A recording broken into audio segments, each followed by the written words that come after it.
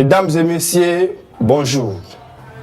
C'est avec émotion et reconnaissance que je constate que vous êtes nombreux à me suivre. Parce que, comme moi, vous vous sentez concerné pour l'avenir de notre commune de Kalamu. La commune de Kalamu est au centre de la ville-province de Kinshasa.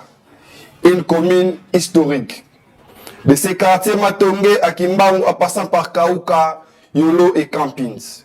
Nous sommes partis les émettes les 4, 5 et 6 janvier 1959 qui furent le signal de la revendication de l'indépendance à la place Imka.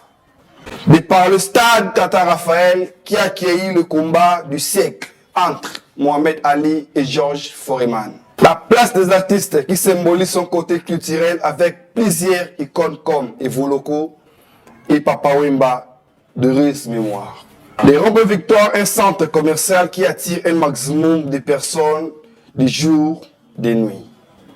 À l'instar aussi du marché Mariano qui n'oublie pas de prêter son nom à cette histoire. Mes chers compatriotes, il est question maintenant d'avenir.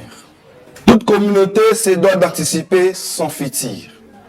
Ce sont les citoyens qui construisent leurs avenirs et à la société dans laquelle ils vivent et vivent leurs enfants. Et je sais, comme moi, le destin de la commune de Kalamu vous intéresse. De quoi sera fait demain?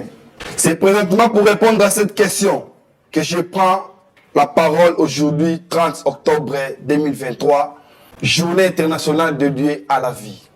Être en vie est un privilège. Comment peut-on être en vie sans développement adéquat?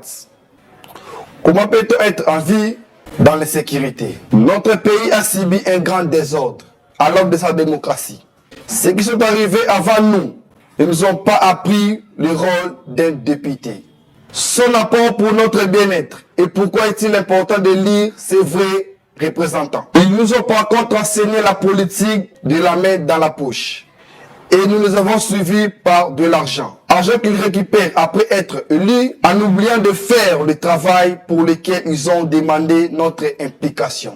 Mes chers compatriotes, il est temps, il est grand temps que cela change vraiment. Je vais rendre à Kalamu sa grandeur et sa sérénité. Je vais parler au nom de Kalamu et la défendre aux yeux de tous.